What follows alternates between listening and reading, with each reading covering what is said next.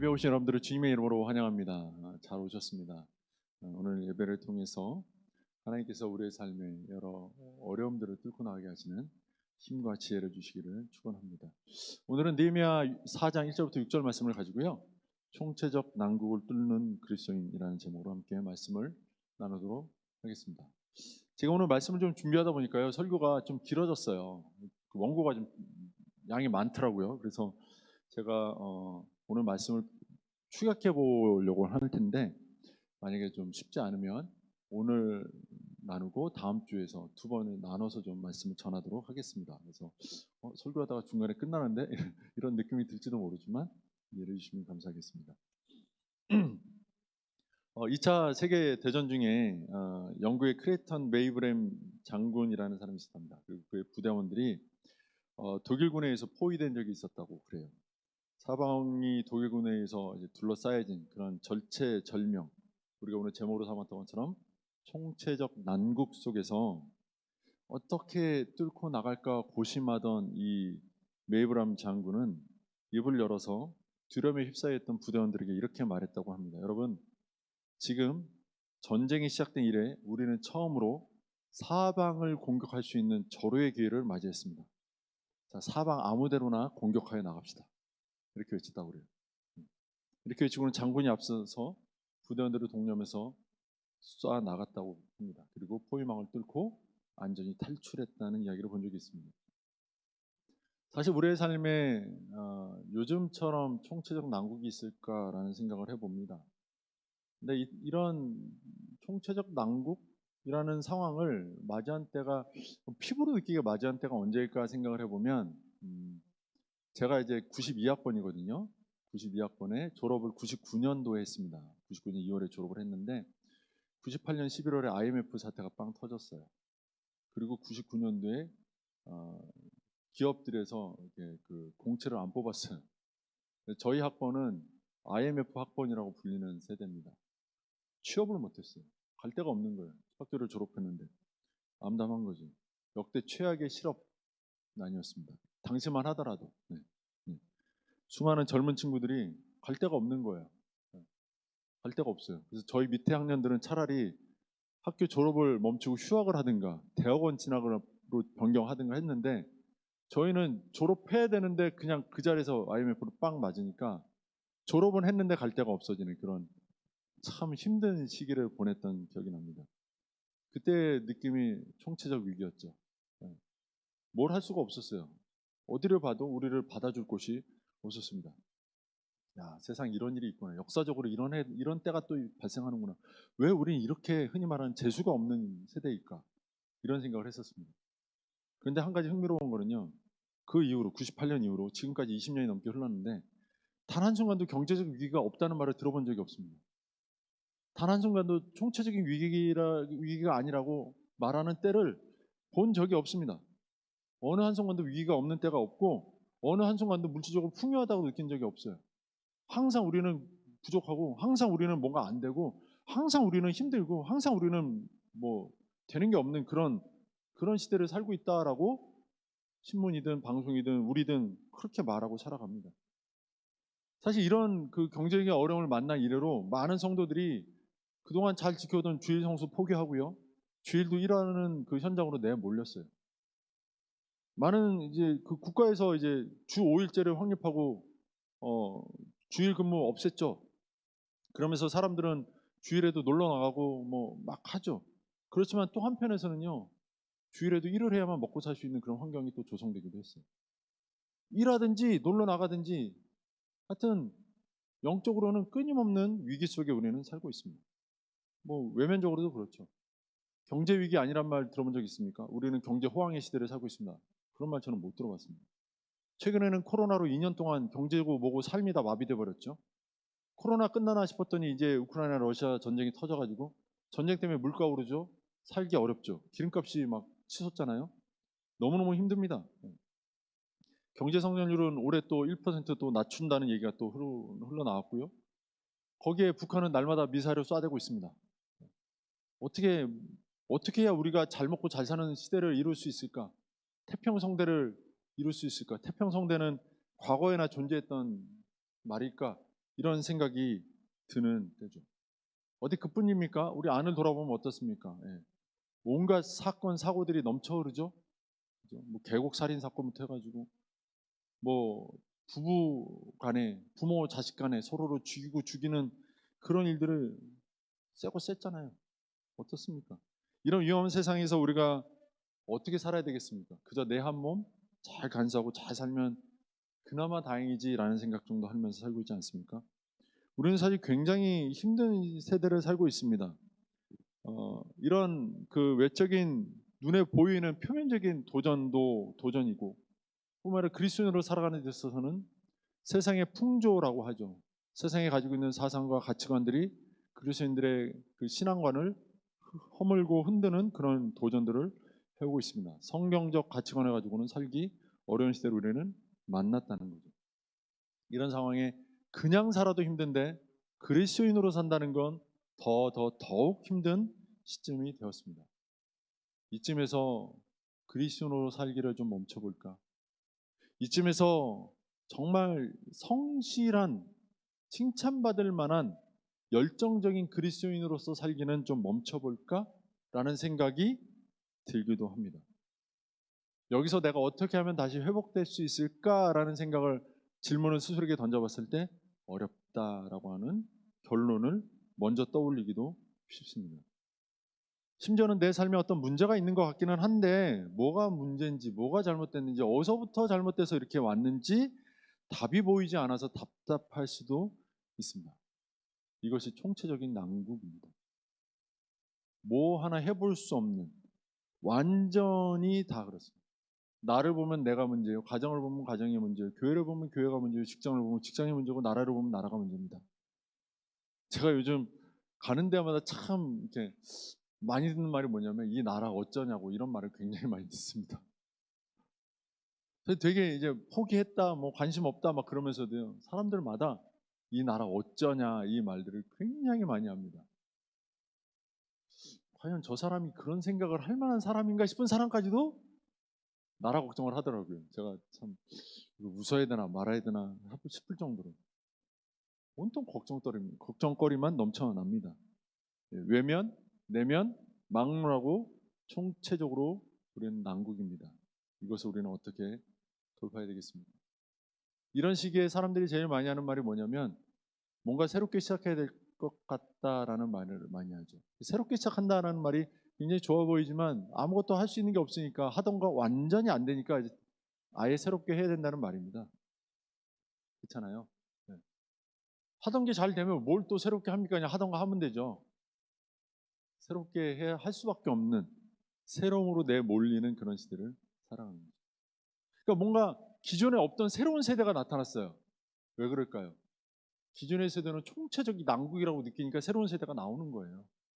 기존의 세대가 만족스러우면요, 새로운 세대가 나올 일이 없어요. 그렇지 않습니까? 그렇죠? 우리는 이 시대를 잘 바라봐야 돼요.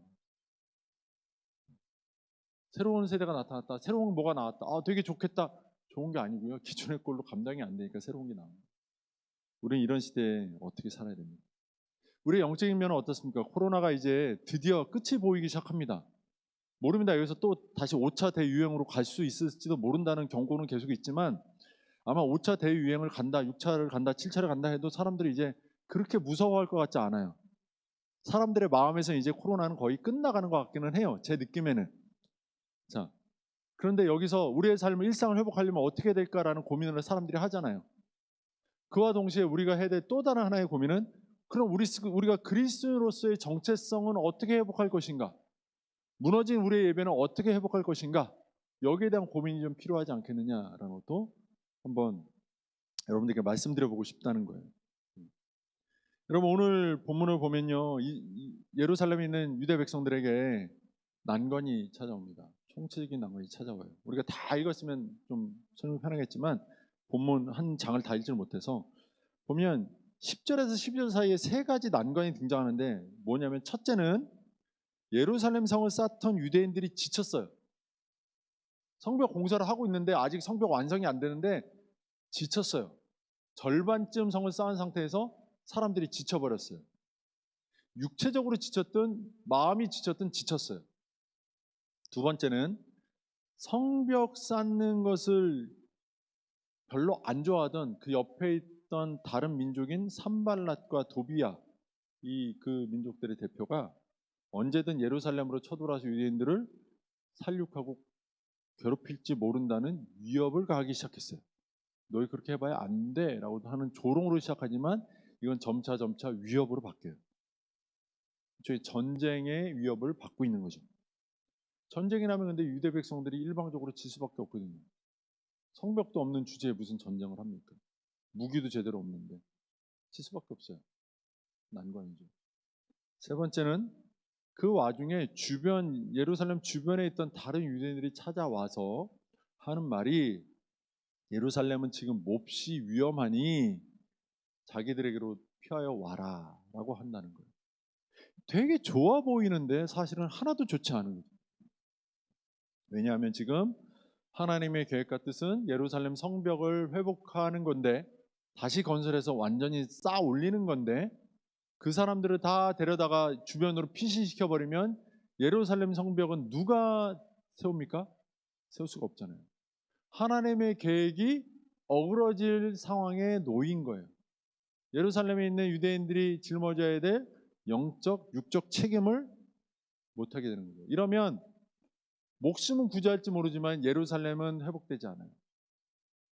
나라가 회복되지 않는 것 외적으로는 또 하나는 하나님의 백성으로서의 온전함을 회복하기는 어려워요.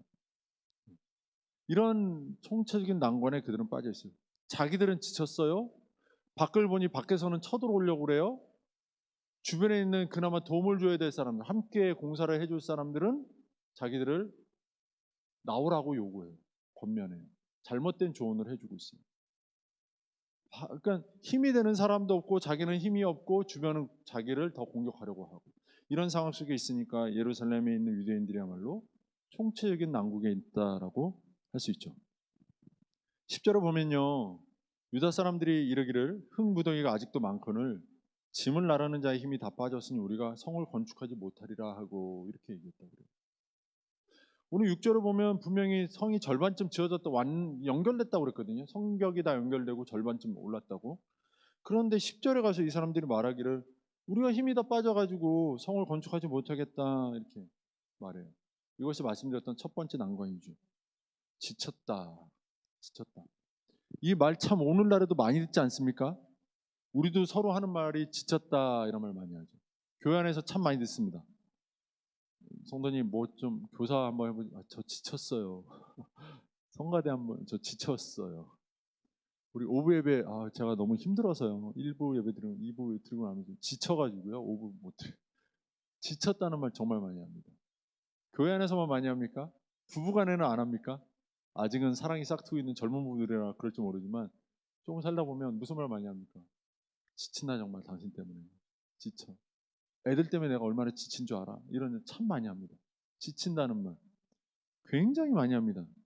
하면 안 된다는 말을 하고 싶지는 않습니다. 지쳤는데 지쳤다고 말해야죠. 그리고 지쳤다는 말은요 굉장히 의미 있는 말이에요. 왜냐하면 지쳤다는 말은 아무나 할 수 있는 말이 아니에요. 일을 한 사람만 할 수 있는 자격이 있는 말이에요. 일을 했으니까 지치죠. 일을 안 했는데 지쳤다고 말할 수 있어요? 교회 안에서 지쳤다라고 말하는 성도들은요 굉장히 사랑받고 굉장히 위로받아야 되는 사람들이에요. 저는 그렇게 생각해요. 가정에서 지쳤다라고 말하는 사람은요 제일 위로받아야 되는 사람이에요. 네가 뭘 했다고 이런 식의 반응은 정말 옳지 않아요. 아무것도 못 해줄지언정, 당신이 지쳤어도 내가 해줄 수 있는 게 아무것도 없어 이럴지언정, 그냥 미안한 마음을 가지고 입을 꼭 다물지언정 그 지쳤다고 하는 그 말에 대해서 비웃음하거나 조롱하거나 무시하면 안 돼요. 그 사람 일한 거예요. 자기 딴에는 할 수 있는 최선을 다한 거예요. 했으니까 지친 거예요. 지칠 만큼 일을 한 거예요. 그런데 우리가 그것을 무시하면 절대로 안 되죠. 일을 하지 않은 사람은 지쳤다고 말할 자격도 없고요. 하지도 않아요. 니에미야 그 오늘 본문에 있는 유대인들은요 분담해서 성벽을 쌓았단 말이에요. 남녀노소 할 거 없이 다 나와가지고 쌓았어요. 일부 그 드로아의 귀족들을 제외하면 다 나와서 열심히 성벽을 쌓았단 말이죠. 불에 탄 그 흙무더기 속에서 돌을 건지고 갈고 닦아서 성벽을 올렸어요.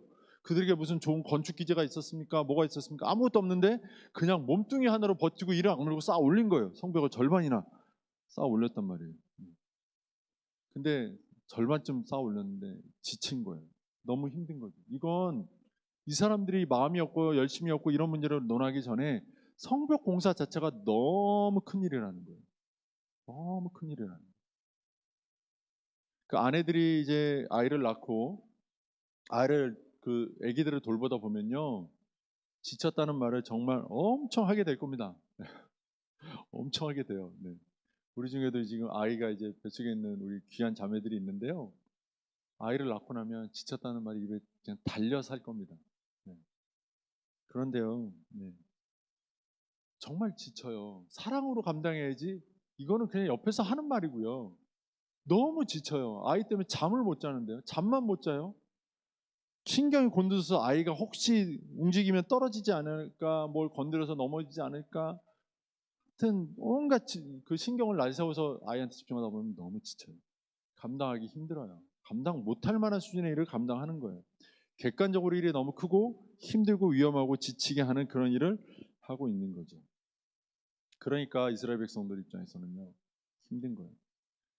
이스라엘 사람들이 예루살렘에 있는 이 유대인들이 쌓은 성벽의 총 길이가, 성벽의 길이가 몇 킬로인지 아십니까? 4킬로 정도 된다고 해요. 4킬로. 4킬로면요, 제가 설명을 잘 하실지 모르겠는데 증산역 있잖아요. 증산역에서 이렇게 옆으로 쭉 가면 영가초등학교 나오나요? 하여튼 증산역에서 영가초등학교 방향으로 한 블럭을 갑니다. 그 길이에서 이제 고 가로를 잡고 세로를 어디까지 잡아야 되냐면 저기 월드컵 경기장 바로 밑에까지, 그만큼 면적을 다 잡으면 그걸 둘러치면 4km 정도 되는 거예요. 꽤 큰 블럭입니다. 작은 블럭이 아니에요. 뭐 유대인들이 그 정도 하나 못 세워라고 생각하시지만 4km예요. 증산역에서 월드컵 경기장까지, 그러니까 평화공원까지 일렬로 성벽을 쌓는 것만 해도 쉽지 않을 것 같잖아요. 근데 그 높이랑 이것도 중요하겠죠. 높이가 한 10에서 12m 정도 됐다고 그럽니다. 12m 정도. 그러면은 대략 제 느낌에는 우리 교회 정도 높이가 되지 않을까요? 저는 그 정도 생각. 우리 교회가 5층이니까요. 대략 보통 교회 건물은 좀 높게 잡긴 하니까 좀 더 높을 수 있지만 우리 교회 높이 정도의 높이에 그 폭은 한 7.5m 정도 됐다고 그래요. 7.5m. 7.5m면 어느 정도 되는 거죠? 네. 웬만한 성인이 한 5명, 4명 반, 5명 정도 이렇게 누우면 나오는 폭인 거죠. 그 정도 폭이 있는 거죠. 네. 그러니까 자동차가 이렇게 세 대가 이렇게 서 있고도 조금 남을 정도가 돼야 될 것 같아요. 네. 그 정도 폭을 쌓는 거예요. 이걸 제가 부피로 얼추 계산을 했더니 한 30평 아파트 1,000채 정도? 네. 1,000세대 그 아파트를 짓는 거 정도 된다고 보시면 될 것 같아요. 네. 그거보다 좀 넘을 것 같은데. 그거를 52일 만에 지었거든요. 이런 난관을 극복하고. 이게 보통 일이겠습니까? 굉장히 힘들었을 거예요. 굉장히. 그죠? 요즘에 그 좋은 기술로도 아파트 짓는데 1년 이상 걸리잖아요. 성벽을 짓는데 이런 폭에 이런 높이의 성벽을 짓는데 50일을 끝냈다. 그러니까 이 사람들이 얼마나 혹독하게 일을 했겠어요. 처절하게 매달려서 일을 했겠죠. 네. 6절에는 근데 이걸 한 지 얼마 안 돼서 성곽이 전부 연결됐어요. 그리고 그 높이가 절반에 이르렀어요. 그럼 여러분 생각해 보세요. 정말 불가능할 것 같은 이 일을 52일도 안 돼서 절반을 한 거잖아요. 근데 절반을 52일 만에 했다고 쳐도 이건 놀라운 일이거든요. 그러면 그걸 볼 때 사람들의 마음에 힘이 날까요? 아니면 너무 힘들어하고 지쳐버릴까요? 우리가 생각할 때 느낌상으로는 힘이 나야 되지 않겠습니까?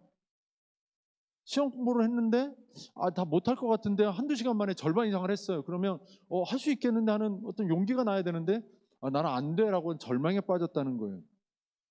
안 된다는 거죠. 이 10절은 그렇게 말하잖아요. 흙무더기가 아직도 많거늘 짐을 나르는 자들의 힘이 빠졌으니 우리가 성을 건축하지 못하겠다. 자, 그러면 이 6절과 10절이 뭐가 달라졌을까요? 뭐가 달라졌을까요? 바라보는 게 달라졌어요. 바라보는 게. 6절은 뭘 바라봤냐면 성이 전부 연결된 것과 높이가 절반에 이르는 걸 바라봤어요. 근데 10절에 보면 흙 무더기가 아직도 많거늘 예루살렘에 무너져서 쌓여져 있는 흙 무더기를 봤어요. 뭘 봤느냐가 달라졌어요. 열심히 일할 때는 올려지는 성벽을 봤는데 지쳤을 때는 뭘 봤냐면 성벽에 무너져 있는 주변에 아직도 무너져서 그 불타져 있는 그 흙 무더기와 성벽들 시커먼 돌덩이들을 봤다는 거예요. 아직도 우리가 치워야 될 게 아직도 쌓아야 될 게 저렇게 남았네 라는 걸 봤다는 거죠. 그러니까 사람들이 지쳐버렸던 거예요. 사람은 유한한 존재라 일을 하면 쉬어줘야 돼요. 그렇죠. 피곤하면 쉬어줘야 그 다음 일을 또 할 수 있어요. 그렇죠? 영혼이 있습니다. 그러나 또 한편 우리의 영혼은 육은 땅을 디디고 살지만 영혼은 하늘을 바라보며 사는 거거든요. 육체가 지치면 영혼이 회복되어서 육체를 살리기도 해요. 영혼이 지치면 육체가 회복되어서 영혼을 살리기도 해요. 영과 육은 별도의 관계가 아닙니다. 함께 가는 거예요.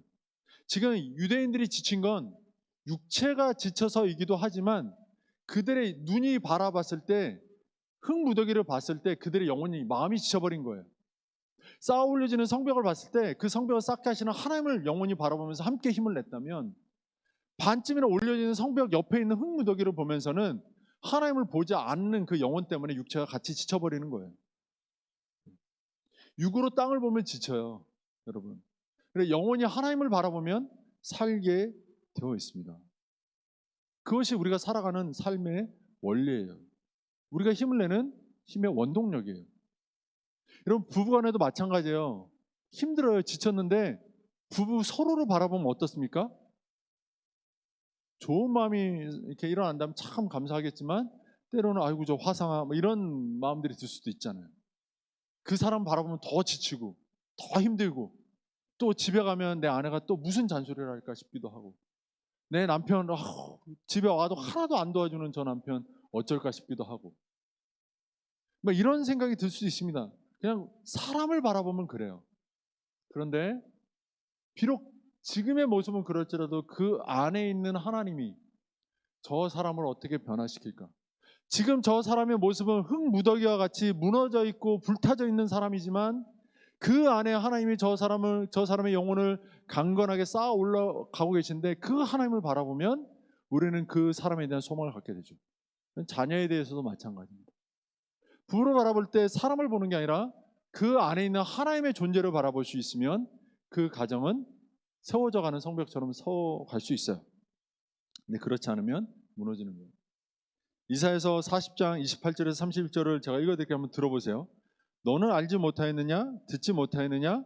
영원하신 하나님 여호와 땅 끝까지 창조하신 이는 피곤하지 않으시며 곤비하지 않으시며 명철이 한이 없으시며 피곤한 자에게는 능력을 주시며 무능한 자에게는 힘을 더하시나니 소년이라도 피곤하며 곤비하며 장정이라도 넘어지며 쓰러지되 오직 여호와를 앙망하는 자는 새 힘을 얻으리니 독수리가 날개치며 올라감을 같을 것이요 다른 박질하여도 곤비하지 아니하겠고 걸어가도 피곤하지 아니하리로다. 이렇게 말씀합니다. 우리가 잘 아는 말씀이잖아요. 오직 여호와를 앙망하는 자는 새 힘을 얻으리니. 아멘. 이거예요. 오직 내 남편을 앙망하는 자는 새 힘을 얻을 수 없습니다. 오직 내 자녀를 앙망하는 자들은 새 힘을 얻을 수 없어요. 오직 물질을 의지하는 사람들은 새 힘을 얻을 수 없어요.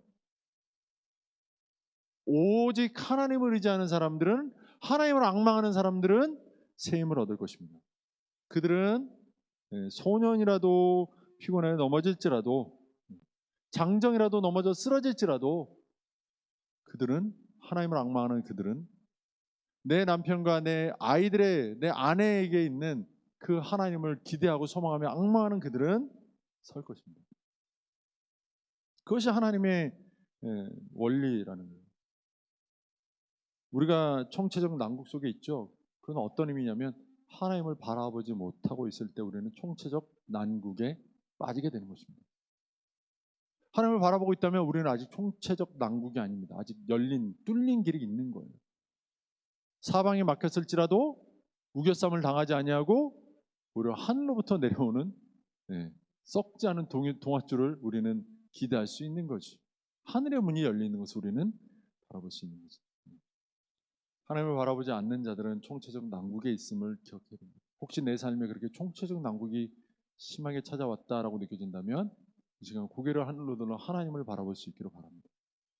또 하나 예루살렘에 있는 유대인들에게 있어서 총체적 난국은요, 그들을 살육하고 괴롭히는 주변의 원수들이었어요. 11절을 보면 우리의 원수들은 이르기를 그들이 알지 못하고 보지 못하는 사이에 우리가 그들 가운데 달려들어가서 살육하여 역사를 그치게 하리라 하고, 저 산발락과 도비아라고 하는 그 주변 민족들, 그들이 예루살렘 성이 쌓아지면 누가 피해를 보겠습니까? 자기들이 불편하죠. 이스라엘이 자기 옆에 있는 그 민족들이 강해지면 자기들이 불안해지잖아요. 그 지역에 자기들의 영향력이 떨어지게 되잖아요. 그러니까 이 사람들은 싫을 수밖에 없어요. 그러니까 이 사람들이 계속 조롱하고 달려들어서 다 살육하고 성을 무너뜨릴 생각을 하고 있는 거죠. 이 호론 사람 산발락과 종이었던 암몬 사람 도비아, 이 둘이 계속해서 이 유대인들을 괴롭히고 방해합니다. 위협도 하고요, 회유도 하고 속임수 쓰고 계속 방해합니다. 이 모습을 바라볼 때 오늘날 우리는 한 가지 생각해야 돼요. 우리가 그리스도인으로서의 정체성이 강해지고 신앙이 강해지면 세상 속에서 하나님의 영광의 빛으로 드러나게 되지 않겠습니까? 우리가 빛의 자녀들처럼 살아가게 된다면 세상의 어둠의 그늘을 들이우고 어둠의 영향력을 실제로 행사하고 있는 사단은 자기의 영향력이 쪼그라들 것을 염려할 것이고 하나님의 빛된 백성들 우리들을 분명히 가만두지 않으려고 할 것입니다. 사단은 우리를 그의 흑암의 권세에 놓기를 원하고 총체적 난국에 빠뜨려서 아무것도 못하게 하기를 원하는 존재예요. 아담과 하와 이래로 사단은 끊임없이 사람들을 타락시키며 사람들을 하나님으로부터 멀어지게 하는, 하나님께 대해 무관심하게 하는, 하나님께 주시는 꿈과 비전들을 보지 못하고 주저앉게 만들려는 그 노력들을 기울이고 있다는 거죠. 그러기 위해서 사단은 자기 스스로 나타나기도 하지만 주변의 상황과 사람들을 통해서 하나님의 백성들을 끊임없이 공격합니다. 그러나 우리는 기억해야 돼요. 히브리서 11장 38절은 이렇게 말씀하거든요. 이런 사람, 그리스도인들은, 믿음 있는 자들은 세상이 감당하지 못합니다. 성경은 분명히 예수를 믿는 그리스도인들을 표현하기를 세상이 감당하지 못할 자들이라고 표현했어요. 이 말씀대로 세상을 아무리 강하게 우리를 향해 도전해 온다 할지라도 우리를 결코 이길 수 없는 존재예요. 우리는 세상에 결코 질 수 없는 존재예요. 그런데 문제는 세상이 감당을 못할 존재인, 세상이 감당할 수 없는 존재인 우리가 스스로 세상을 두려워해 버린다는 거예요. 먼저 세상을 겁내한다는 거예요. 코로나가 무서워요. 그래서 교회를 못 나와요. 내 자식이 걱정돼요. 그래서 주일날 학원을 보내요. 내 직장이 걱정이 돼서 주일날도 일에 몰두해 있어요. 이것이 우리의 모습이라는 거죠. 주의를 지키고 믿음을 지키고 하나님 나라의 영광을 지키기 위해 살아간다고 한다면 하나님께서 약속하신 그 승리가 우리 안에 있는, 감당치 못할 사람들이 바로 우리인데 우리가 그것을 스스로 먼저 깨뜨리고 포기해버리고 잊어버리고 내버리고 산다는 거죠. 두려움에 빠져서요. 성경은요 끊임없이 우리에게 말합니다. 죽어야 산다고요. 나누고 베풀고 버리면 더 풍성해진다고요. 세상의 원리와는 반대 방향이죠. 세상은 살아야 한다고 말하고 더 가지라고 말하지만 우리는 죽어야 한다고 말하고 더 버려야 한다고 말합니다. 더 낮아져야 된다고 말합니다. 그러고 예수님을 따르라고 말합니다. 세상은 더 가볍게 살라고 말하지만 주님은 더 무겁게 주의 십자가를 지고 따르라고 말씀합니다. 근데 우리는 주님의 십자가를 지기 위해서 버려야 될 세상의 명예와 세상에 소유된 것들을 버리지 못하는 거죠. 그것을 잃을까 두려워해서 전전긍긍하게 되는 거죠. 성벽을 쌓고 있는 예루살렘 유대 백성들에게 있어서 제일 중요한 게 뭐가 있을까요? 그들에게 뭐 가진 게 있었을까요? 물론 귀족들이 있었다는 표현을 보면 누리는 자들이 있긴 했을 거예요. 그렇지만 일반적인 유대 민족들이 어땠을까요? 얼마나 많이 가졌겠습니까? 얼마나 거기서 자리를 잡고 터를 잡고 성공적인 삶을 살고 있겠습니까? 성벽도 없는 주제에, 성벽도 없는 민족이 얼마나 잘 살았겠어요? 잘 살 수 없죠. 그들이 가진 건 그들의 몸뚱이 하나, 가족, 목숨 이런 거예요. 정말 중요한 거죠. 본질적으로 제일 중요한 거, 사람이 느끼는. 거기에 대한 두려움이 이들에게 있었던 거죠. 어차피 성벽 없는 예루살렘에 살아도 상관받지 않았을 것 같은데, 우리가 느낄 때는, 생각할 때는. 근데 그들에게는 마지막 남은 몸뚱이 하나, 목숨 하나, 그래도 나와 함께하는 위로가 되는 가족 하나, 그들이 걱정이 됐던 거예요. 이걸 잃으면 어떡하지? 라고 하는 두려움이 빠졌던 거죠. 이것마저 잃으면 우리는 가진 게 아무것도 없는데 라고 하는 생각에 빠졌기 때문에 그들은 두려웠을 거예요. 그런데 한번 여러분 생각해 보십시오. 자녀를 키워본 분들은 다 아실 겁니다. 이상하게요, 애들이 이게 내 애를 키우다 보면 애가 이제 과자를 잘 먹을 때가 오잖아요. 과자를 손에 쥐고 자기 혼자 스스로 먹을 수 있을 때가 오면 꼭 한 번씩 해보고 싶은 장난이 있죠. 뭐예요? 아빠 하나만 줘. 그런 겁니다. 우리 애가 먹고 있으면, 딸이 잘 먹고 있으면, 그 제가 준 건데 잘 먹고 있으면 아빠 하나만 줘 이렇게 하죠. 그러면 착한 애들은 줍니다. 또 물론 아빠가 착해야 주겠지만 줍니다. 그렇지만 어느 시점이 되면 아이가 이제 자기 거라는 개념이 생기고 이게 정말 맛있고 소중하다고 느끼면 안 줍니다. 안 줘요. 그럼 좋은 아빠들은 그래 너 많이 먹어 하고 끝내지만, 저처럼 못된 아빠들은 이리네 그러고 봉지째 뺏어서 제가 다 먹어버립니다. 그러면 아이가 어떻게 할까요? 처음엔 서럽게 웁니다. 아빠가 다 뺏어 먹었다고. 아빠 밉다고 웁니다. 근데 그러고 나서 조금 울고 나서 어떻게 할까요? 다시 저한테 옵니다. 그거 사달라고 말합니다. 자기가 들고 있으면 자기 건 줄 알아요. 제가 준 거잖아요. 자기 건 줄 알아요. 줬으니까 자기 거죠. 준 사람이 하나만 줘 라고 말할 때는 너 그거 하나 좀 아빠가 계속 사줄 수 있는데 라는 의미를 담고 있는 거거든요. 안 줍니다. 자기 목숨처럼 아끼죠. 아이한테는 소중한 거니까요. 안 줍니다. 근데 그걸 다 뺏기고 없어지고 나면 그 다음에 어떻게 합니까? 그땐 다시 아빠에게 나옵니다. 하나님은 우리에게 어쩌면 요구하시는 건지 몰라요.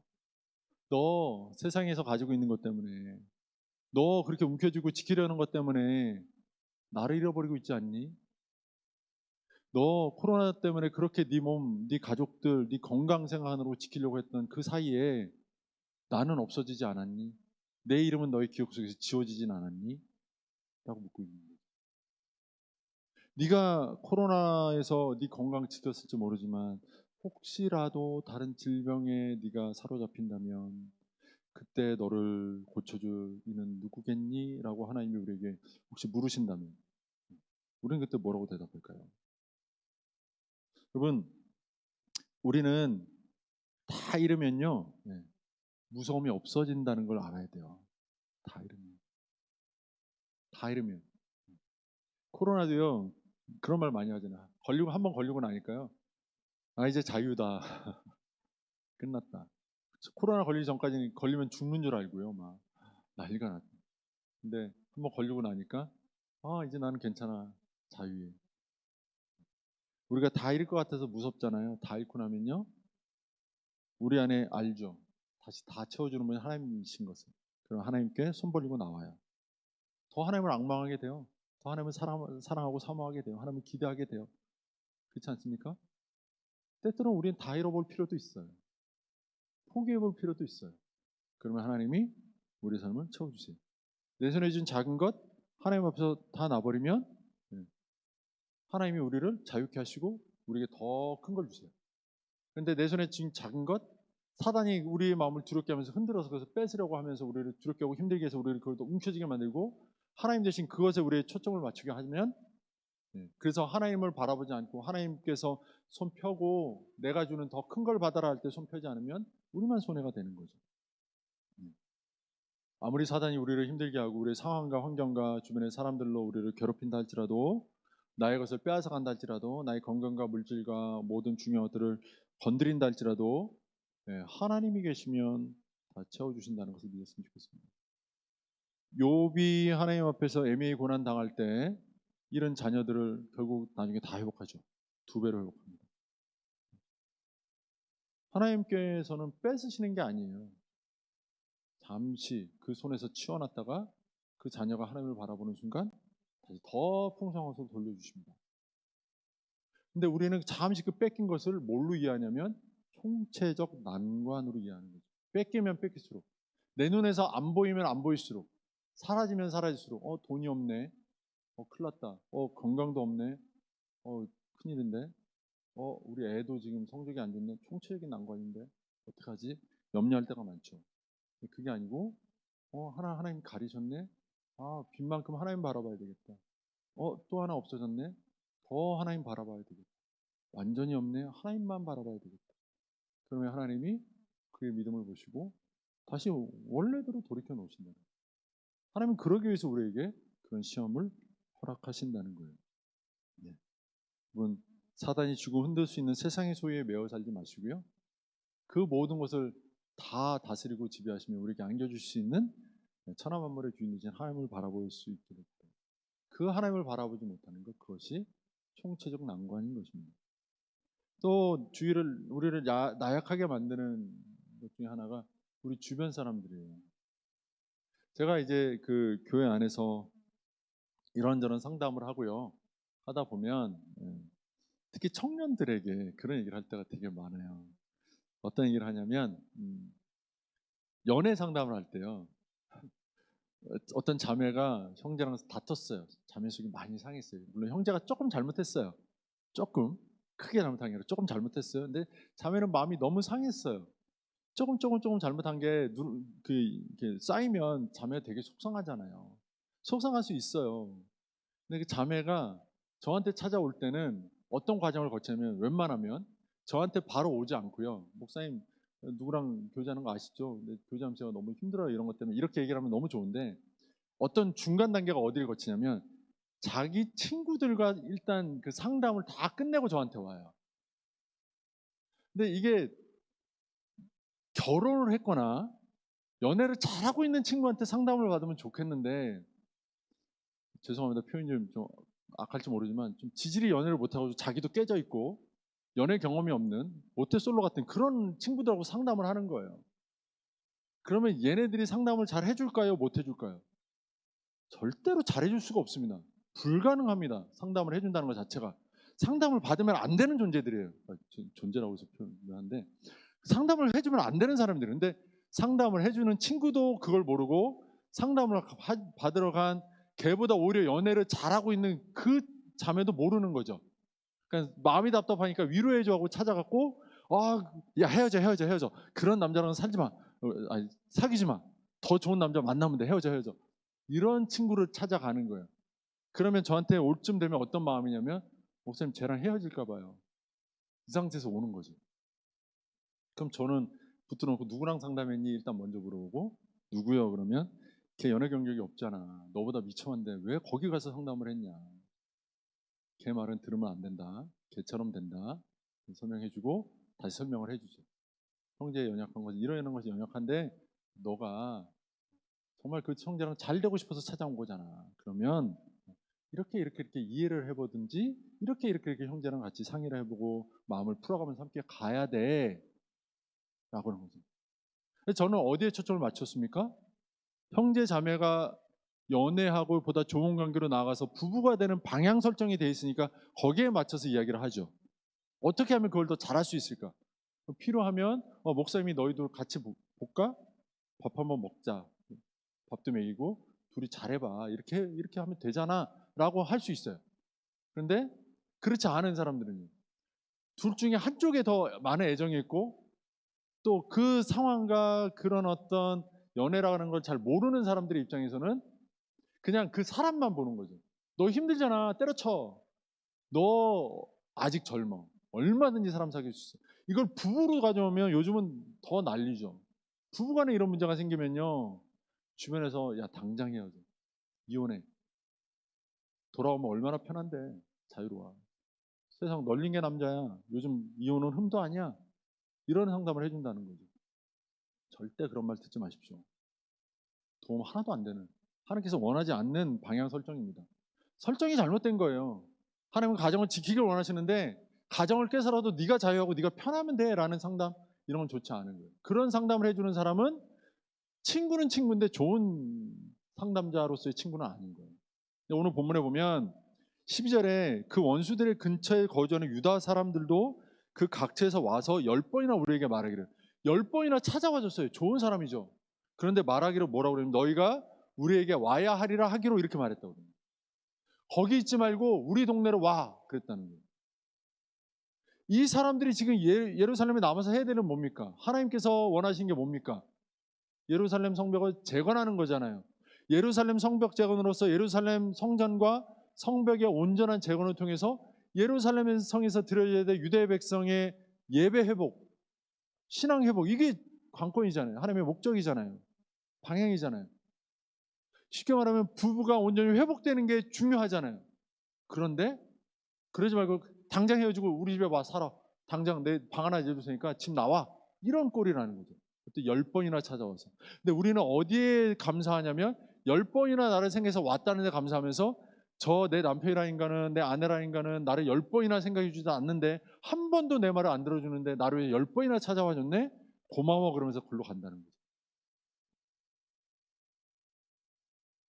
여러분, 하나님께서 우리에게 주신 목적과 방향 설정을 잃어버린 것, 그리고 그 목적과 방향을 알지 못하는 사람들의 말에 휘둘리고 있는 것, 그렇다면 지금 나는 총체적 난국에 있는 겁니다. 어디로 갈지 모르는 거잖아요. 어디로 갈지 모르는데 그냥 내 귀에 듣기 좋은 소리에만 내가 막 반응이 되는 거죠. 그러면 그 사람이 어디로 갈까요? 방향, 인생의 방향, 바른 설정이 가능할까요? 가능하지 않았을 겁니다. 주변에 있는 유대 민족들은, 유대 사람들은 뭘 해야 됐을까요? 당시에 팔을 걷고 찾아와서 무기를 가지고 돌아와서 함께 예루살렘 성을 쌓아주는 게 가장 좋은 사람, 가장 좋은 이웃이었겠죠. 그런데 그렇게 하지 않았죠. 그러면 그들도 힘들고 그들과 어쨌든 함께 또 일을 해야 되는 나도 이미 지쳐있는 상황에서 더 힘들어야 돼요. 힘든 상황 속으로 함께 들어가는 거지만 그것이 진짜 하나님이 원하시는 총체적 난국을 돌파하는 길이었죠. 그런데 힘든 걸 제껴놓고 당장 편한 쪽으로 가자라고 하는 유혹이 있었다는 거예요. 여러분, 부부간에도 마찬가지예요. 부부간에도. 아내가 남편에게, 남편이 아내에게 좋은 말 해주기만 바라지 마세요. 서로 다 알잖아요. 안 좋은 말을 해도 그것이 왜 이 말을 하고 있는지 알잖아요. 근데 듣기 거북하고 불편하니까 틱틱거리게 되고 싸우게 되고 불편해지게 되는 건 맞아요. 하지만 그런 말들을 할 때요, 그 사람의 말이 내 인생의 바른 설정, 방향 설정을 위해서 바른 방향을 향해서 해주는 말이라면, 행동이라면 기꺼이 받아들이세요. 차마 지금 내 마음에 수용이 안 된다면 담아는 주세요. 그것이 부부를 건강하게 세워가는 길이에요.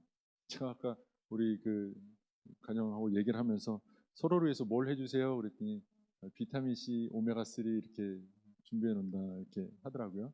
저는 사실 젊을 때 그런 거 되게 싫었거든요. 뭐 약 먹는 거 너무 싫어가지고 아내가 줘도 그런 거 안 먹었어요. 안 먹고 그래서 늘 약만 쌓이고 버리고 어머니가 줘도 안 먹고 버리고 항상 그랬거든요. 지금도 보약 같은 거 해주시면 잘 안 먹어요. 근데 그래도 먹으려고 하는 마음은 있어요.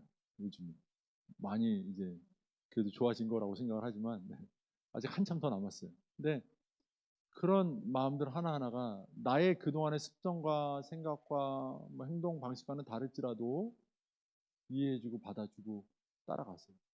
나를 위해서, 나의 온전함을 위해서 방향 설정해주고 함께 나아가는 부부가 된다면 그 부부는 절대로 총체적 난국에 빠지지 않아요. 함께 어려움이 찾아오면 함께 그 난관을 극복하고 이겨내는 영적으로 강건하고 아름다운 부부가 될 수 있다는 거예요.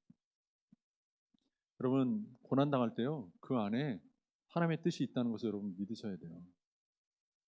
총체적 난국 같으세요? 그러면 그때 난국이라고 느끼는 만큼 하나님을 바라봐야 하는구나라고 하는 기본적인 설정을 우리가 할 수 있다면, 그리고 거기서 그럼 내가 여기서 방향을 돌려서 어느 방향으로 나아가는 것이 하나님께서 원하시는 것인가, 어느 방향으로의 그 전환을 위해서 하나님 나에게 이렇게 총체적인 난국을 허락하시는가를 생각해 보면 좋겠어요. 여러분, 그래서 우리가 이 총체적 난국 속에서 하나님께서 내 삶에 얼마만큼의 지분을 가지고 계신가, 얼마만큼의 자리를 점유하고 나를 이끌어 가시는가를 좀 살펴보면서 자기를 돌아볼 수 있다면 우리는 아마 보다 건강한 가정을 위해서 나아갈 수 있을 겁니다. 제가 오늘 좀 시간이 너무 많이 가서 이 총체적 난국을 어떻게 벗어내는가에 대한 이야기를 좀 다음 주에 좀 나누도록 할게요. 일단 오늘은 우리 삶에 좀 찾아오는 이 총체적 난국에 대한 시선과 생각들을 좀 바꿨으면 좋겠고요. 그리고 어떠한 모습으로 총체적 난국이 찾아오는가를 좀 생각했으면 좋겠습니다. 그래서 지금 내 삶에 있는 이런 어려움들, 난관들은 무엇인지 돌아보고 이것들을 한 주간 하나님 앞에 좀 맡겨드리면서 이 난관을 통해서 더 하나님을 묵상하고 더 하나님께 나아갈 수 있는 그런 개인이 되고 또 부부가 되기를 주님의 이름으로 축원합니다.